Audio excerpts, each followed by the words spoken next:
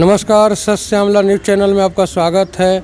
अभी हम दरोगा राय पथ में विधायक आवास माले के विधायक आवास में हैं, जहां कुछ ही देर में भाकपा माले सचिव दीपांकर भट्टाचार्य जी प्रेस से रूबरू होंगे। उनसे देखना है, उनसे सुनना है कि वो किन किन मुद्दों पर चर्चा करते हैं।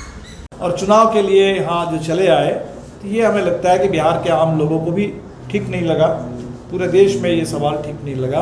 तो हम तो यही चाहेंगे कि अभी भी वक्त है, देश जो सवाल पूछ रहा है वो सवालों का जवाब मिलना चाहिए। सवाल पूछने वालों को अभी नेहा सिंह राठौर उनके ऊपर FIR हो रहा है। अभी पता चला कि लखनऊ विश्वविद्यालय में मादरी काकती जो लैंग्वेज पढ़ाती हैं उनके ऊपर आरोप लग रहे हैं, उनके ऊपर कार्रवाई की बात हो रही है। तो जो सवाल पूछने वाले हैं, देश के कोई कल्चरल एक्टिविस्ट हैं, कोई प्रोफेसर हैं, कोई यूट्यूबर हैं, तो उनको दंडित ना करें। लोग बहुत संयम के साथ बहुत ही सही सवाल पूछ रहे हैं। सब लोगों ने कहा कि इस पूरे हम चाहते हैं कि आतंकवाद के खिलाफ कार्रवाई हो, आतंकवाद का खात्मा हो। तो अभी तक तो सरकार ने जब भी दावा किया वो कोई भी दावा सही नहीं साबित हुआ। नोटबंदी के समय कहा गया कि नोटबंदी से हमने आतंकवाद की कमर तोड़ दी, और 2016 के नवंबर में नोटबंदी होती है। उसके तुरंत बाद उसी साल के अंत से फिर आतंकवाद की घटना शुरू होती है। उसके बाद पुलवामा हो जाता है। पुलवामा हो गया तो आपने कहा कि कश्मीर का राज्य का हमने दर्जा खत्म कर दिया, अब आतंकवाद समाप्त हो जाएगा। लेकिन अब पहलगाम हो गया है। तो जो भी आप दावा करते हैं कि आतंकवाद हम ऐसे ख़त्म कर रहे हैं, वैसे ख़त्म कर रहे हैं, वो तो ख़त्म नहीं हो रहा है। और अभी हमने देखा कि पीयूष गोयल का एक पूरा बयान हम सुन रहे थे। वो देश की जनता में कह रहे हैं कि देश की जनता में राष्ट्रवाद में खोट है, देशभक्ति में खोट है। और जब तक देशभक्ति और राष्ट्रवाद को हिंदुस्तान के 140 करोड़ लोग परम धर्म नहीं मान लेंगे, तब तक ऐसी घटनाएं घटती रहेंगी। आप बताइए, मामला लोग पूछ रहे हैं कि भाई 2000 जहाँ लोग थे कश्मीर जैसे प्रदेश में, जहाँ आपके पास जानकारी है कि सुरक्षा एक बहुत नाजुक सवाल है, वहाँ कोई सुरक्षा का इंतजाम नहीं, और आप देश के 140 करोड़ लोग उनकी देशभक्ति और उनके राष्ट्रवाद पर सवाल उठा रहे हैं। तो ये जो पूरे सरकार से कोई जवाब तो मिल नहीं रहा, और गलत जगह आप सवाल उठा रहे हैं। हम देख रहे हैं कि इसमें पूरे देश में कश्मीरी जो छात्र जहाँ भी हैं, जो कश्मीरी आपके छोटे व्यापारी हैं, शॉल बेचने वाले और भी लोग हैं, फल बेचने वाले, उनके ऊपर जगह जगह रिपोर्ट आ रही है कि उनके खिलाफ खतरे बढ़ रहे हैं, उनके ऊपर हमले हो रहे हैं। तो ये बिल्कुल गलत है। देश के किसी भी हिस्से में, किसी भी कोने में कश्मीरी किसी नागरिक के ऊपर, या इस देश के जो प्रवासी मजदूर हैं, बंगाल के मजदूर हैं जो बांग्ला भाषी है, अगर मुस्लिम है, देख रहा है कि गुजरात में उनके ऊपर कार्रवाई शुरू हो गई है, उनके खिलाफ हिंसा भड़काने की कोशिश हो रही है। तो देश के माइग्रेंट वर्कर है, मुस्लिम हो चाहे किसी भी धर्म को मानने वाले हो, किसी भी भाषा बोलने वाले हो, कमज़ोर लोगों पर, कश्मीरी नागरिकों पर किसी तरह के उनके खिलाफ नफरत, उनके ऊपर हमले, ये देश को कमज़ोर करने वाली कार्रवाई है। तो किसी तरह का नफरत और हिंसा और विभाजन देश के अंदर अगर इस समय पैदा करने की कोशिश हो, ये सब देश को कमज़ोर करने वाली कार्रवाई है, और इससे कोई आतंकवाद कम नहीं होने वाला है। हमने देखा कि सरकार ने कुछ घोषणाएं की कि हम जो इंदास वाटर एग्रीमेंट था, नदी के जल को रोक देंगे। ये बातें बहुत दिनों से हो रही हैं, और ये संभव है कि नहीं, उससे क्या फ़र्क पड़ेगा, इस पर पूरी बात हो रही है कि आपको कार्रवाई करनी है आतंकवाद पर। और आप जो कार्रवाई करने की बात कर रहे हैं वो है कि दोनों देश के बीच में जो भी थोड़ा बहुत कानूनी समझौते हैं, कानूनी लोगों के बीच में कुछ भी बहुत ज़्यादा तो है नहीं, लेकिन जो भी थोड़ा सा आना जाना है, लोगों के कुछ रिश्तेदारी है, कुछ लोगों को कुछ वीज़ा मिलता है, तो कानूनी गतिविधियों पर आम नागरिक, आम लोग, उनको तकलीफ दे करके, चाहे वो हिंदुस्तान में पाकिस्तान दे या पाकिस्तान के लोगों को हिंदुस्तान से कोई तकलीफ पैदा हो, इससे आतंकवाद को क्या फ़र्क पड़ने वाला है, इससे आतंकवादी कैसे कमज़ोर होने वाले हैं। बल्कि दोनों देश में जहाँ भी लोगों के बीच में अगर असंतोष बढ़ेगा, लोगों के बीच में लोगों की तकलीफ बढ़ेगी, लोगों का संकट बढ़ेगा, उसी में तो आतंकवाद के लिए फलने फूलने के लिए और ज़्यादा माहौल मिल जाता है। इसीलिए हमें लगता है कि ये इधर उधर हाथ पैर मारने की बजाय, इधर उधर लोगों के खिलाफ बड़े बड़े बयानबाजी करने के बजाय आतंकवाद के खिलाफ वो कम करने के लिए, उसको ठीक करने के लिए ठोस कार्रवाई की बात होनी चाहिए। और इसमें जो भी बात हुई है, सीमा से कैसे लोग बाहर अंदर आते हैं, इसके बारे में भी कोई जवाब नहीं। अंदर आकर के पुलवामा में भी इतना RDX लेकर कैसे पहुंच गए, आज तक उसकी कोई जांच रिपोर्ट नहीं। इस मामले में भी लोग कह रहे हैं कि 2 हफ्ते से लोग वहाँ घूम रहे थे, और 2 हफ्ते से जो लोग घूम रहे थे वो उन्होंने पूरा उसका मुआयना भी कर रखा था, उस पूरे इलाके का। बड़ा आराम से आकर के चुपचाप मार के चले जाते हैं, कहीं कोई सुरक्षा नहीं। तो जो बड़े सवाल खड़े हो रहे हैं, इन सवालों का जवाब चाहिए। और इसको लेकर अगर इसको पूरे चुनाव का मुद्दा बना करके, और अभी बिहार में चुनाव है इसीलिए कश्मीर जाने के बजाय बिहार में आकर के इसको बिहार के लोगों को और पूरे देश के लोगों को यहीं से ललकारना, ये मेरे ख्याल से ठीक नहीं है। तो पहली बात तो पहलगाम को लेकर बात है, हम पूरे देश के लोगों से अपील करेंगे कि लोग बिल्कुल अमन चैन के साथ और अपने संयम के साथ विरोध करें। इस पूरे आतंकवाद के खिलाफ पूरे देश में विरोध हो रहा है, और बिहार में इंडिया गठबंधन के आह्वान पर बड़े पैमाने पर लोग सड़क पर निकले, कैंडल मार्च हुआ। शांतिपूर्ण ढंग से लोगों का विरोध होना चाहिए, शांतिपूर्ण और कानूनी ढंग से संविधान के मुताबिक इस देश में आतंकवाद के खिलाफ आम लोगों की एकता मजबूत हो, और उसमें किसी भी धर्म, भाषा, जाति के आधार पर जनता के बीच में किसी तरह का भेदभाव, ये सब कुछ आतंकवाद को मजबूत करता है और देश के लोगों को कमज़ोर बनाता है, देश को कमज़ोर बनाता है। तो एक तो बड़ा सवाल ये था। इसी बीच में JNU में छात्र संघ का चुनाव हुआ, और JNU का चुनाव आप समझ सकते हैं कि 2015 में 14 में मोदी जी आए, और जब से मोदी जी आए तो सबसे पहला तो JNU को पता नहीं क्यों निशाना बना लिया गया। एक विश्वविद्यालय जो देश के सबसे अच्छे विश्वविद्यालय में है, सबसे कम खर्च में, जहां देश के गरीब घर के बच्चों को भी पढ़ने का मौका मिलता है, जिससे पूरे देश की पहचान बनती है।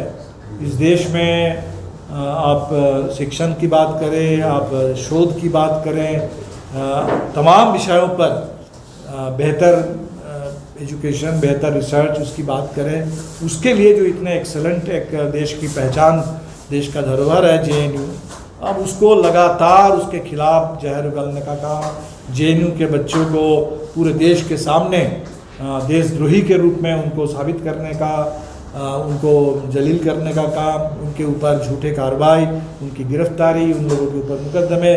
तो ये जो पूरे JNU को एक सरकार ने निशाना बना लिया था, तो वैसे में JNU का चुनाव JNU के छात्रों के लिए भी बहुत बड़ा सवाल बनता है कि अपने पहचान के लिए, अपने अधिकार के लिए। और वो चुनाव भी एक ऐसे दौर में हुआ जो पहलगाम के बाद पूरे देश में, जहां BJP, ABVP, RSS एक उन्माद पैदा करने की कोशिश है, सोशल मीडिया में पूरे उन्माद का, नफरत का माहौल बनाने की कोशिश हो रही है, ऐसे एक माहौल में। और इस बार वहाँ एक व्यापक एकता भी नहीं थी। जो लेफ्ट की यूनिटी पिछले चुनाव में थी, वो यूनिटी इस बार टूटी हुई थी। तो वैसे में बिल्कुल ABVP को ये उम्मीद थी कि इस बार पूरे JNU में हम फतह कर लेंगे, लेकिन JNU है कि वहाँ के पूरे छात्र हैं, वहाँ के वामपंथी संस्कृति है, विरासत है, और लोगों ने इस बार फिर 4 में से 3 पोस्ट पर आइसा और DSF का जो गठबंधन था, जो प्रमुख वामपंथी गठबंधन था, लोगों ने उसी पर भरोसा जताया। और हमारे लिए बहुत खुशी की बात है इसमें जो प्रेसिडेंट चुने गए, नीतीश, जो अररिया के हमारे आइसा के नेता हैं, और जो जनरल सेक्रेटरी चुनी गई, क्या नाम है उनका, जो पटना से, हाँ, तो DSF की हैं और ये पटना सब विभाग से ही हैं। तो प्रेसिडेंट, जनरल सेक्रेटरी दोनों बिहार से हैं, और बिहार के स्टूडेंट्स बड़ी संख्या में JNU में पढ़ने के लिए जाते हैं। तो इस जीत में हमें लगता है कि ये बिहार को और पूरे देश को आश्वस्त करने वाला एक JNU का जनादेश है, और हम उम्मीद करते हैं कि सरकार भी इसका सम्मान करेगी। जो जेएनयू के ऊपर हमले हैं वो बंद होंगे, और जो छात्रों के बड़े सवाल है कि नई शिक्षा नीति, जो शिक्षा नीति देश में सरकारी शिक्षा व्यवस्था को चौपट कर रही है, शिक्षा को महंगी बना रही है, गरीबों को शिक्षा से दूर कर रही है और निजीकरण को बढ़ावा दे रही है, तो उस नई शिक्षा नीति से भी सरकार बाज आएगी। ये जेएनयू के छात्रों का जनादेश है और हम उनको बधाई देंगे। और अंतिम बात, बिहार में चुनाव अब तो मेरे ख्याल से बहुत दिन बचे नहीं हैं। शायद पिछले बार के चुनाव का शेड्यूल अगर देखा जाए तो मैक्सिमम 6 महीने के अंदर तो चुनाव हो जाने हैं। तो वैसे में पूरे देश में लोगों के सामने जो सवाल थे कि 2024 के लोकसभा चुनाव के बाद जितने भी विधानसभा चुनाव हुए उसमें हरियाणा में, महाराष्ट्र में, दिल्ली में भाजपा की जीत हुई, झारखंड में भाजपा को करारी हार मिली। तो बिहार में क्या होगा, एक सवाल पूरे देश में इसको लेकर के चर्चा है। और निश्चित तौर पर जो इंडिया गठबंधन है, हमारे ऊपर ये जिम्मेदारी है कि बिहार पूरे देश को ये बता दे कि बिहार में बिल्कुल महाराष्ट्र नहीं होगा, दिल्ली नहीं होने वाला है, हरियाणा नहीं होने वाला है, बल्कि जो झारखंड में हुआ वही बिहार में निर्णायक तौर पर होगा। जो 2020 में होते होते रह गया, बहुमत मिलते मिलते चंद सीटों से हम लोग पीछे रह गए थे, उसको हम लोग बिल्कुल पूरा करेंगे। क्योंकि बिहार के लिए ये सिर्फ एक चुनाव की बात नहीं है, पिछले 20 साल से मोटे तौर पर एनडीए की सरकार चल रही है। बीच में भले नीतीश जी 2 बार राष्ट्रीय जनता दल के साथ इधर आ गए थे, लेकिन मोटे तौर पर 20 साल से एनडीए की सरकार है। और वो सरकार शुरू में उस सरकार ने जो कुछ भी कहा था 2005 से 10 के दौर में, कानून व्यवस्था को लेकर, विकास को लेकर, रोज़गार को लेकर, महिलाओं की शिक्षा को लेकर के, तो लोगों की जो भी उम्मीद जगी थी कि बिहार में कुछ बदलाव आएगा, कुछ विकास होगा, अब 20 साल बाद लोगों की सारी उम्मीद ख़त्म। ये सरकार एक तरीके से बिहार के ऊपर हर रोज़ लग रहा है कि एक बोझ के रूप में ये सरकार बनी हुई है। तो इसीलिए ये जो चुनाव है, इस चुनाव में बिहार को बदलाव चाहिए। हम लोगों ने जो नारा दिया था, बदलो सरकार बदलो बिहार, वो नारा दरअसल बिहार के हर गांव से, हर मोहल्ले से, हर गरीब, हर किसान, हर मजदूर, हर महिला का ये नारा बनते जा रहा है। तो मुझे इस बात की खुशी है कि इंडिया गठबंधन एक तरह से बिल्कुल अभी चुनाव 6 महीने अभी देर है, लेकिन गठबंधन बिल्कुल ज़मीन पर इस समय सक्रिय है। 2 मीटिंग हो चुकी है। 4 तारीख को पूरे बिहार के हर ज़िले से जो गठबंधन के हर दल के जो जिला स्तर के नेता हैं, उन प्रतिनिधियों का बड़ा सम्मेलन होने वाला है। और ये 4 तारीख को ये पूरे पहलगाम के बाद बड़े पैमाने पर लोग सड़क पर उतरें, बहुत अच्छी बात। 20 तारीख को पूरे देश में मज़दूरों की आम हड़ताल है, और वो मज़दूरों की आम हड़ताल उन लेबर कोड को थोपे जाने के खिलाफ है, जो लेबर कोड देश के मज़दूरों को गुलाम बनाने पर आमादा है।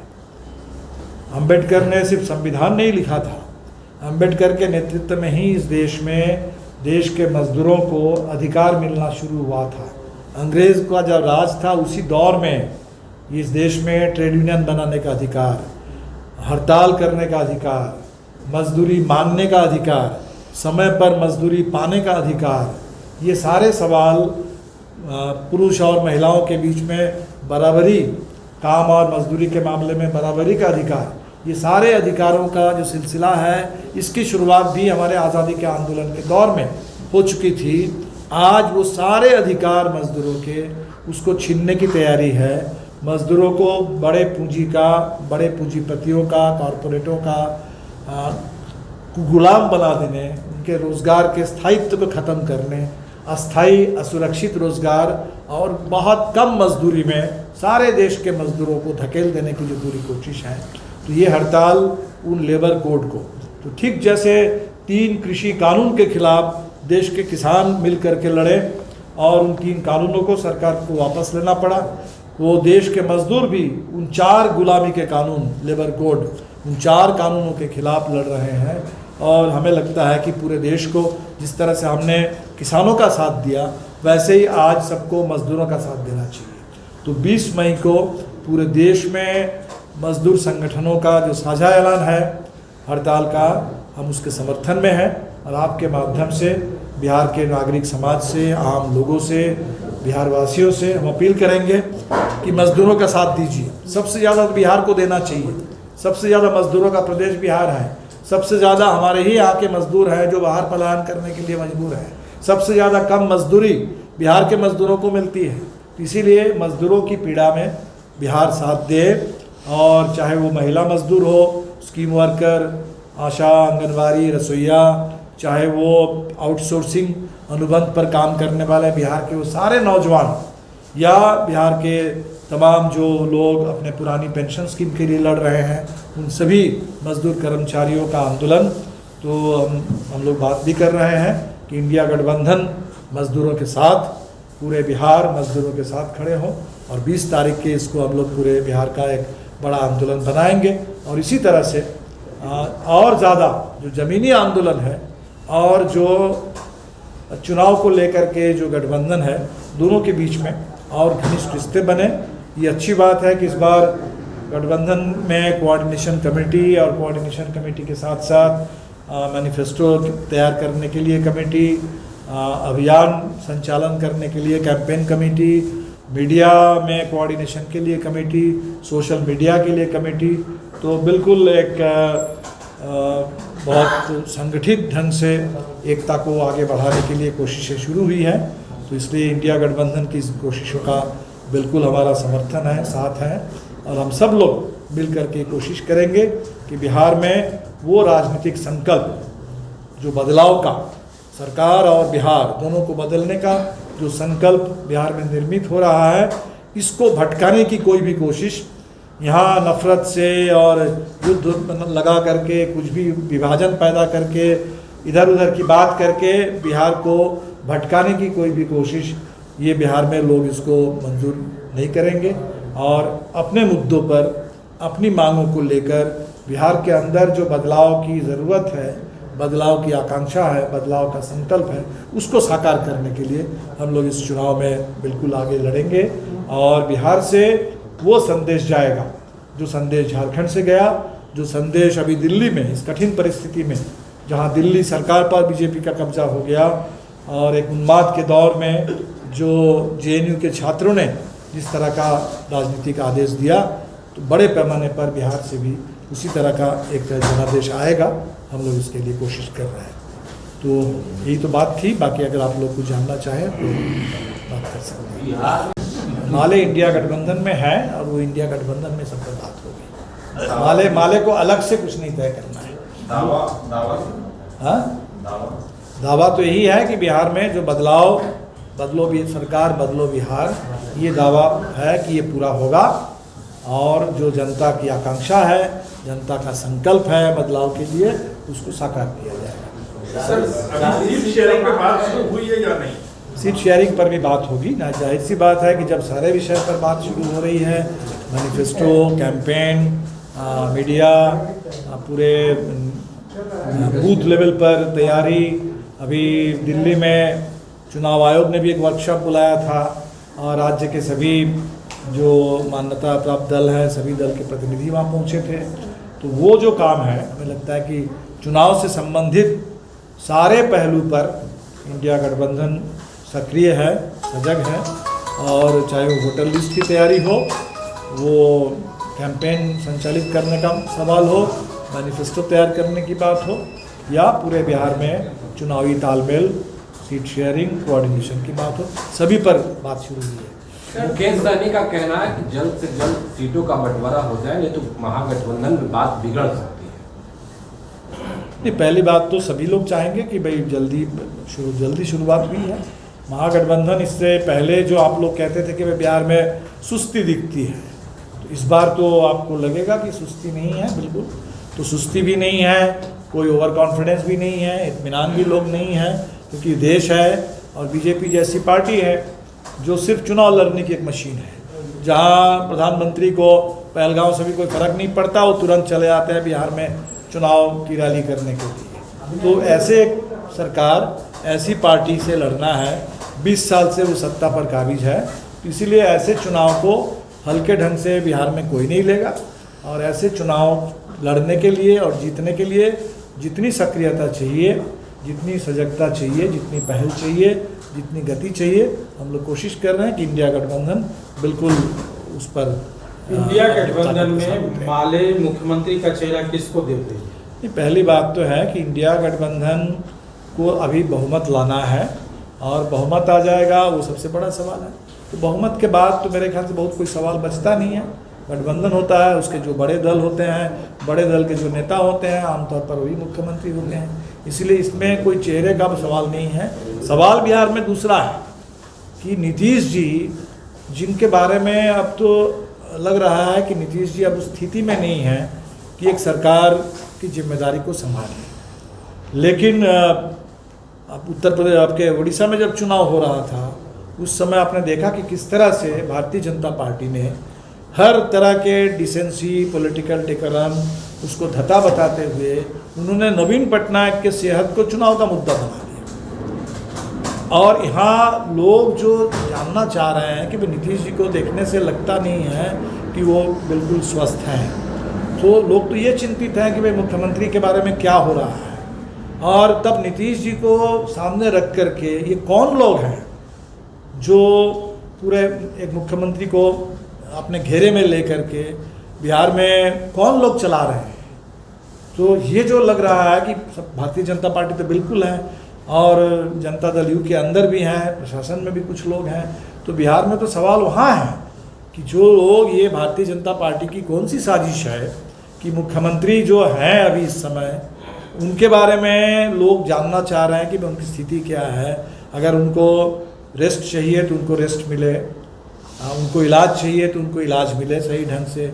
इस पर बात करने के बजाय यहाँ वो लोकसभा चुनाव के समय भी ये मजबूरी दिखी भाजपा की कि नीतीश जी के बगैर वो चुनाव लड़ने के बारे में भाजपा के लोग सोच नहीं सकते थे, और इसीलिए पूरे चुनाव से पहले उनको तोड़ करके अपने साथ उन्होंने ले लिया। तो इसलिए ये जो भारतीय जनता पार्टी की जो पूरी साजिश है सत्ता को हड़पने के लिए, सवाल, बड़ा सवाल तो हुआ है, और बिहार इस साजिश से परिचित है, और इस साजिश को बिल्कुल बिहार के अंदर सफल नहीं होने। सर, बीजेपी का एक सीनियर जो सांसद है निशिकांत ने कहा कि 5 लाख पाकिस्तानी जो है इंडिया में अभी भी रह रहे हैं, इसको कैसे देखते हैं? निशिकांत दुबे जी से तो अब लोग तो ये सवाल कर रहे हैं कि कश्मीर से जो रिपोर्ट आई कि अभी 22 अप्रैल को घटना घटी, वहाँ आम लोगों के लिए कोई सुरक्षा नहीं थी, लेकिन उससे चंद रोज़ पहले निशिकांत दुबे जी, उनकी शादी के 25वीं सालगिरह उसी कश्मीर के गुलमार्ग में उन्होंने मनाया,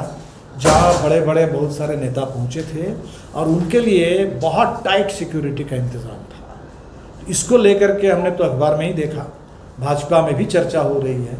तो निशिकांत दुबे जी कभी सुप्रीम कोर्ट पर बोलते हैं, कभी कुछ बोलते हैं, वो समझ रहे हैं कि वो कुछ भी बोलते रहेंगे और देश उसका जवाब देगा।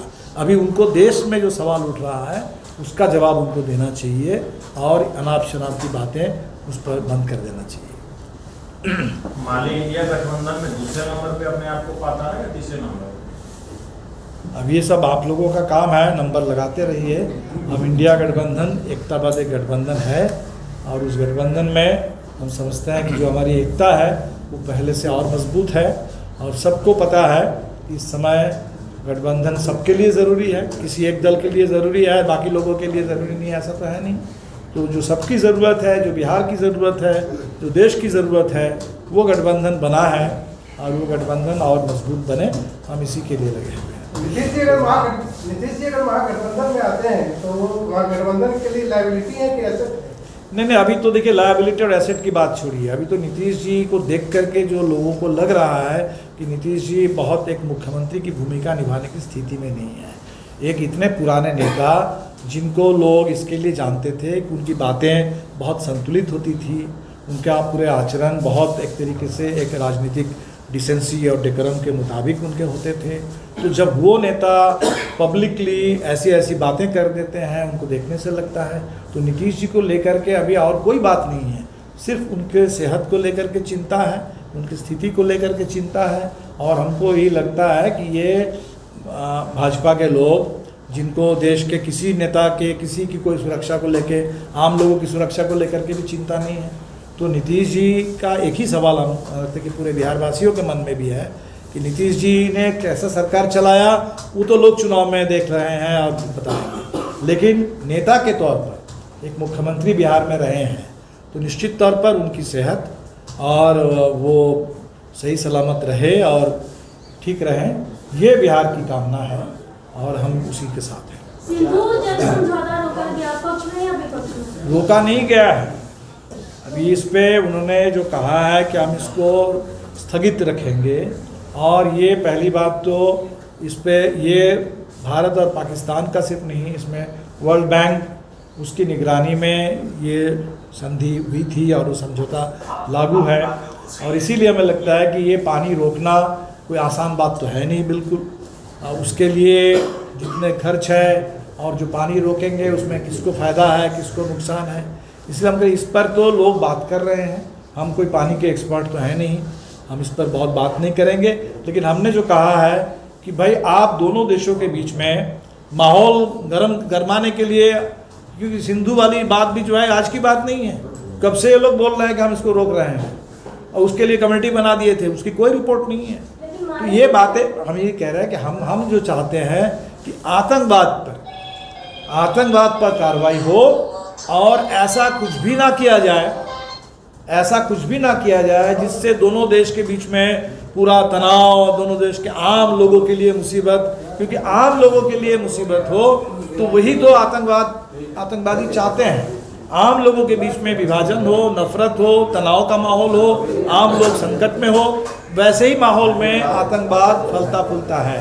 तो हमें लगता है कि आतंकवाद को ऐसा माहौल ना मिले, और जो आतंकवादी आए हैं जिनको पूरा एक तरीके से खुली छूट मिली है, तो आतंकवादियों को खुली छूट बिल्कुल ना मिले, बिल्कुल उनको छूट ना मिले। तो आतंकवाद के खिलाफ केंद्रित कार्रवाई हो, और जो भी इसमें कार्रवाई, जो कदम राजनीतिक तौर पर या प्रशासनिक तौर पर आतंकवाद को कमज़ोर करेगा, हम ऐसे कदमों के पक्ष में हैं। लेकिन इधर उधर की बातें करके, माहौल गर्मा करके, इसको लेकर के सिर्फ राजनीति के रोटी सेंकना, चुनाव के दृष्टि से इसको देखना, क्योंकि ये लोगों के जान का सवाल है। कश्मीर के लोग, देश के लोग, 26 लोग, उसमें एक नेपाल के भी नागरिक हमारे गए, तो और कश्मीर में अगर ऐसी घटना होगी तो दुनिया में पर्यटक जो कश्मीर में आते थे वो भी नहीं आएंगे। तो अभी तो हमारे देश में रिपोर्ट क्या आ रही है? रिपोर्ट ये आ रही है कि गोवा में पर्यटकों का आना बहुत कम हो गया है। कश्मीर एक पर्यटन केंद्र था पूरी दुनिया के लिए, हिंदुस्तान के लोगों के लिए, और कल तक बीजेपी के लोग यही दावा कर रहे थे कि मोदी जी ने ऐसा माहौल बना दिया, ऐसा शांति है, इतना सब सामान्य हो गया है, लोग आराम से कश्मीर जा सकते हैं, घूम के आ सकते हैं। तो कश्मीरी लग रहा था कि कश्मीरी पर्यटन का प्रचार करने में सरकार लगी हुई थी, लेकिन पर्यटकों की सुरक्षा के लिए कोई ध्यान नहीं है। तो ये जो सरकार है, जो कुंभ में लोगों को बुला लेते हैं कि आओ रिकॉर्ड करो, लेकिन वहाँ भी आम लोगों की सुरक्षा के लिए भी इंतजाम नहीं है।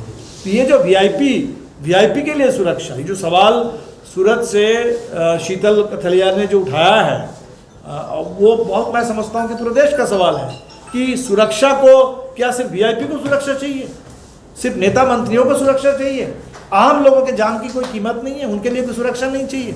तो कश्मीर से ये जो सवाल उठा है कि ये आतंकवाद जो आम लोगों के जान को खतरे में डाल रहा है, और ये सरकार का जो पूरा रवैया है जिससे आतंकवादियों को लगातार खुली छूट मिल रही है, आम लोगों की सुरक्षा का इस देश में कहीं कोई गारंटी नहीं है, उनकी कोई कीमत नहीं है, ये बंद होना चाहिए। आप लोग मानते हैं इसमें पाकिस्तान का हाथ है, उसका जमीन का इस्तेमाल किया जा रहा है आतंकवादियों के थ्रू? ये बिल्कुल हमारे सरकार बोल रही है, कुछ लोगों का बयान भी आए हैं, इसीलिए हमें लगता है कि पाकिस्तान, निश्चित तौर पर लोग बार बार पूछ रहे हैं कि भाई पाकिस्तान से लोग आए हैं, नहीं आए हैं, तो ये सब विषय है जिसको लेके बातें हो रही है, और इसीलिए पाकिस्तान से तो पूरी दुनिया भी सवाल पूछेगा, पूरी दुनिया पूछेगी, और हमारे देश में भी जो सवाल उठ रहे हैं, तो इसको लेके बिल्कुल बात होनी चाहिए कि हम बिल्कुल नहीं चाहते कि पाकिस्तान के किसी भी ज़मीन का इस्तेमाल वो भारत के खिलाफ किसी तरह के आतंकी गतिविधि के लिए हो। हम बिल्कुल नहीं चाहेंगे कि भारत का भी कोई भी इस्तेमाल